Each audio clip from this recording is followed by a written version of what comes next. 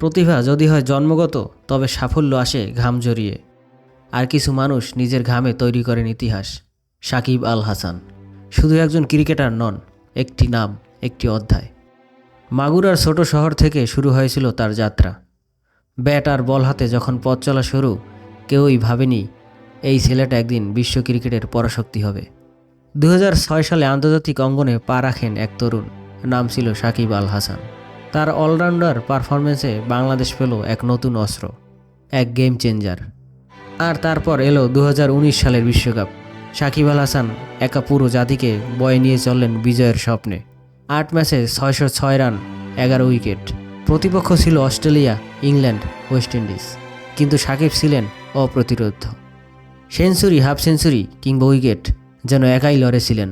বিশ্বমঞ্চে বাংলাদেশ পেল এক কিংবদন্তির প্রতিচ্ছবি। তিনি শুধু ইতিহাস গড়েননি, ইতিহাসকে নিজের নামে লিখে নিয়েছিলেন। বিশ্বের 1 নম্বর অলরাউন্ডার, এই খেতাব বহুবার এসেছে এবং গেছে, কিন্তু সাকিব বারবার দেখিয়েছেন তিনি অন্যদের থেকে আলাদা। ব্যাট হাতে বল হাতে তিনি একাই ম্যাচের ভাগ্য লিখে দিতে পারেন।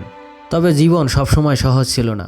সমালোচনা, নিষেধাজ্ঞা, চোট সবকিছুর মধ্যেই থেকেছেন আলোচনায়, কিন্তু থেমে যাননি কখনো।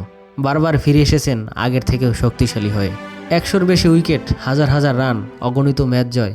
সাকিব শুধু সংখ্যায় নয়, স্মৃতিতেও অমর। তিনি অনুপ্রেরণা, নতুন প্রজন্মের কাছে দেশের গর্ব।